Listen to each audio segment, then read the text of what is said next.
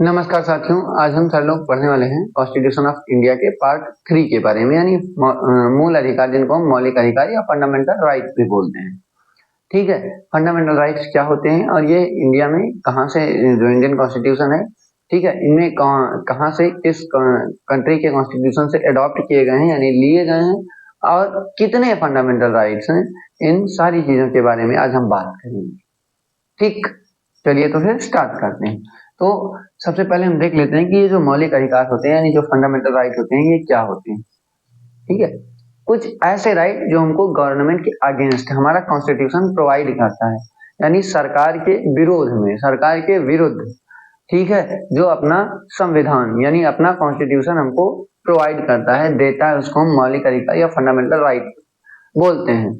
Means कि all the rights which are provided by your constitution against the government are known as fundamental rights। यानी सरकार के खिलाफ संविधान द्वारा दिए गए अधिकार कौन से अधिकार कहलाते हैं? मौलिक अधिकार यानी फंडामेंटल राइट। अब फंडामेंटल राइट हमारे लिए जरूरी क्यों है? Why they are necessary for अस।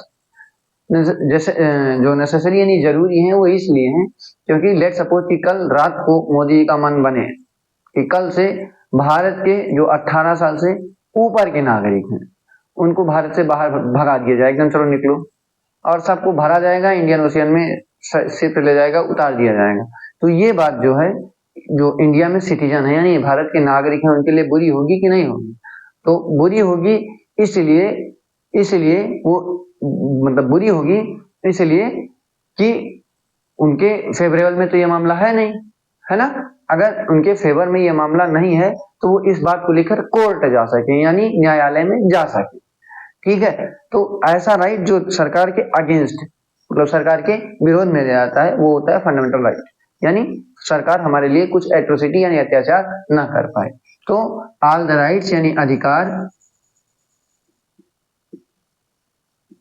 जो सरकार के खिलाफ संविधान देता है,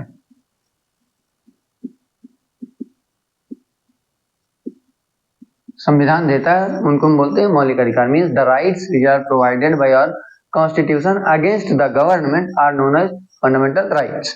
और ये बेसिकली 6 प्रकार के हैं, मतलब जो इनकी जो कैटेगरी है वो 6 टाइप की है। ऑल्दो इनका जो मेंशन है ये 12 से 35 तक है, आर्टिकल 12 से लेकर 35 तक है, यानी आर्टिकल 12 से लेकर आर्टिकल 35 तक है, लेकिन ब्रॉडली यानी बड़े स्तर पे इनको 6 कैटेगरीज में क्लासिफाई किया गया है। तो जो पहली कैटेगरी है वो राइट टू इक्वालिटी है, यानी समानता का अधिकार। राइट टू इक्वालिटी का मतलब क्या हुआ? समानता का अधिकार क्या मतलब हुआ? ये 14 से 18 तक है। तो जब आप 14 से 18 साल तक होते हैं, लगभग आपकी जो एज होती है वो 14 से 18 साल की, यानी 10th से 12th तक, लगभग यही क्लास स्टैंडर्ड आपका होगा।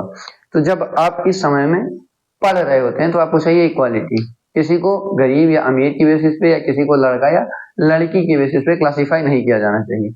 अगर ऐसा किसी के साथ होता है कि आप गरीब हैं, आप शिक्षा नहीं ग्रहण कर सकते, you can't adopt, you can't get the education, तो आपके साथ बुरा होगा? बोलो, क्या सरकार ऐसा रूल कर दे कि आप लड़की हैं या लड़के हैं तो आप शिक्षा नहीं ग्रहण कर सकते, तो आपके साथ प्रॉब्लम होगी। तो इसीलिए आपको चाहिए इक्वालिटी, यानी आप जो चाहें, जैसे अदर लोग सोसाइटी के कर रहे हैं वैसा आप भी कर पाए, वो है राइट टू इक्वालिटी यानी समानता यानी बराबरी का अधिकार। उसके अलावा जब आर्टिकल जो ये फर्स्ट वाला था ये है राइट टू इक्वालिटी, उसके बाद जो सेकेंड वाला है ये है फ्रीडम, राइट टू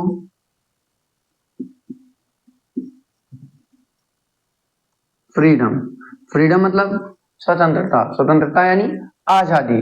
ठीक है, और इसका जो मेंशन है आर्टिकल 19 यानी 19 में, और 19 में 5 टाइप की यानी 5 प्रकार की फ्रीडम का मेंशन है। और ये 5 टाइप की जो फ्रीडम है ये है फ्रीडम ऑफ थॉट,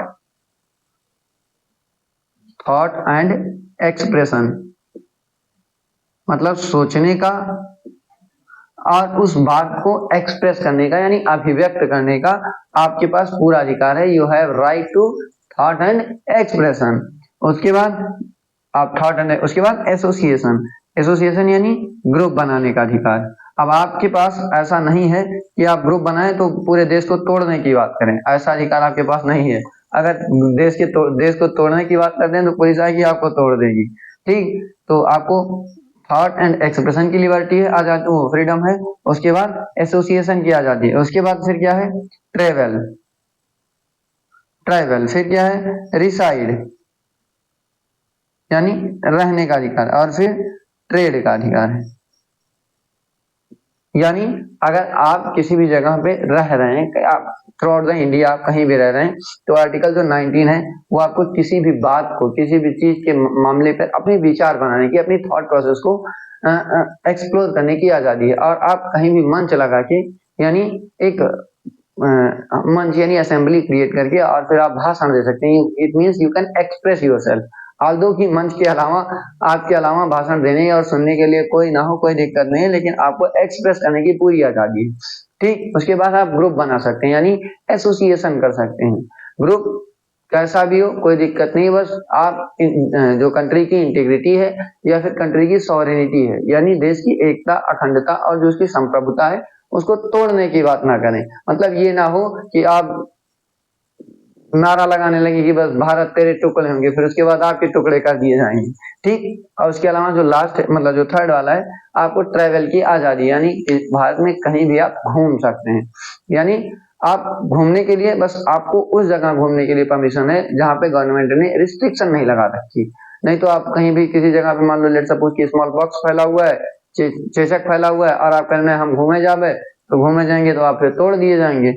उसके अलावा रिसाइड, यानी रहने का अधिकार, किसी भी जगह पे आप जमीन खरीद के रह सकते हैं। बस कंडीशन ये है, इन सारी चीजों पे कंडीशन ये है कि सरकार ने कुछ कुछ रिस्ट्रिक्शन न डाल रखी हो। आप कहीं भी जा सकते हैं, ट्रेड कर सकते हैं, कोई भी प्रोफेशन कर सकते हैं, कोई दिक्कत नहीं।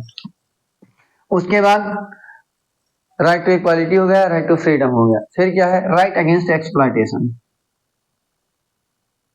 Right against exploitation. एक्सप्लॉयटेशन का मतलब होता है शोषण।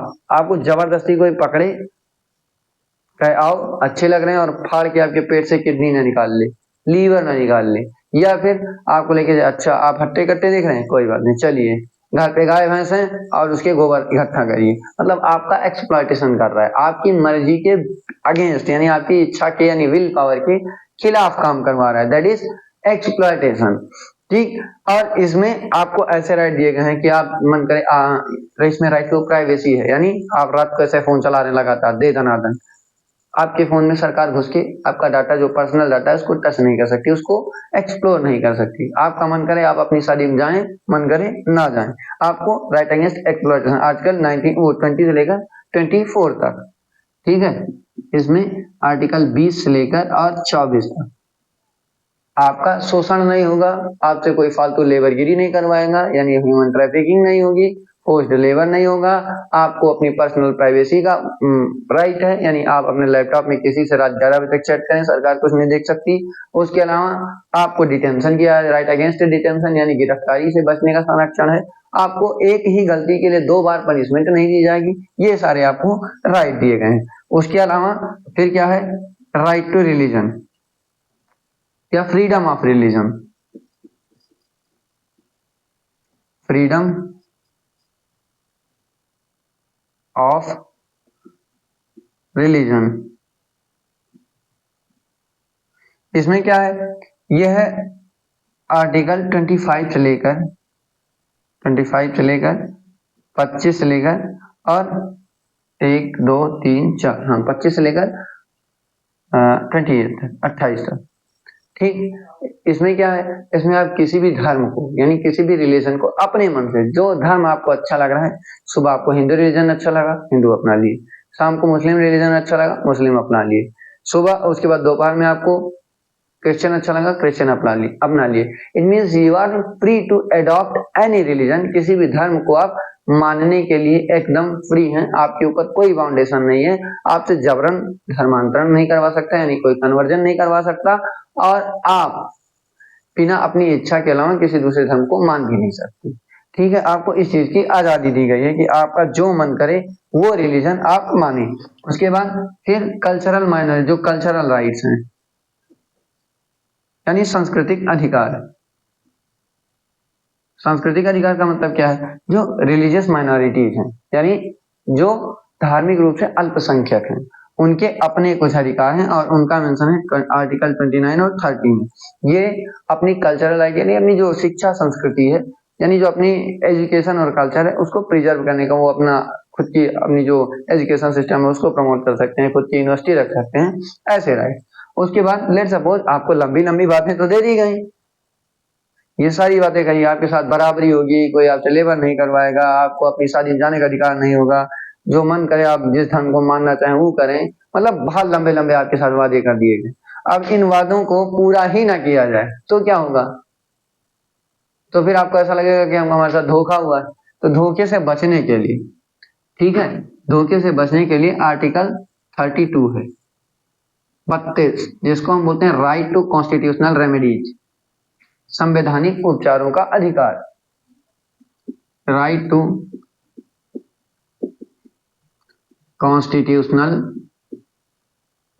रेमेडीज, यानी संवैधानिक उपचारों का अधिकार। और यह आर्टिकल 32 में यानी 32 में ये कहता है, ये वाला जो सबसे इंपॉर्टेंट है जो सभी फंडामेंटल राइट्स हैं, वो ये है आर्टिकल 32 ये कहता है कि अगर आपके फंडामेंटल राइट्स का वायलेशन हो रहा है, मतलब ये है कि आपसे कोई कह रहा है कि रात को आपने क्या चैट की थी जो गवर्नमेंट का ऑफिशियल है, ठीक, ले सपोज आप अपने फ्रेंड से बात कर रहे हैं, ठीक, और अच्छा आज आप रात 11 बजे तक अपने दोस्त से बतियाए, जरा मुझे दिखाइए तो आप अपने दोस्त से क्या बतियाए, तो पुलिस आपसे इस तरह से नहीं पूछ सकती, ठीक है। इस चीज से बचने के लिए आप अगर आपसे पूछ रही है, आपसे जबरदस्ती करवाई जा रही, तो आर्टिकल 32 का यूज करके आप डायरेक्ट हाई कोर्ट या सुप्रीम कोर्ट पहुंच सकते हैं। It means you are liable to apply और file a suit in high court और supreme court against your violation of fundamental rights. मतलब आप अपने अधिकारों के खिलाफ, अगर आपके मौलिक अधिकारों का उल्लंघन हो रहा है, तो आप इन सारी चीजों को लागू करवाने के लिए डायरेक्टली अनुच्छेद 32 का यूज करके आप सुप्रीम कोर्ट या हाई कोर्ट पहुंच सकते हैं, और सुप्रीम कोर्ट इस चीज के लिए बाध्य है। अदरवाइज किसी भी मामले में आप सीधे सुप्रीम कोर्ट या हाई कोर्ट नहीं पहुंच सकते, ठीक है। तो उम्मीद है कि आपको ये सारे टाइप के ठीक है जो फंडामेंटल राइट्स हैं उनका पता चला हुआ होगा और समझ में आया होगा। अब आप बताएंगे कि आर्टिकल 21 जो है यानी अनुच्छेद 21 जो है वो किस चीज का प्रोविजन करता है। धन्यवाद।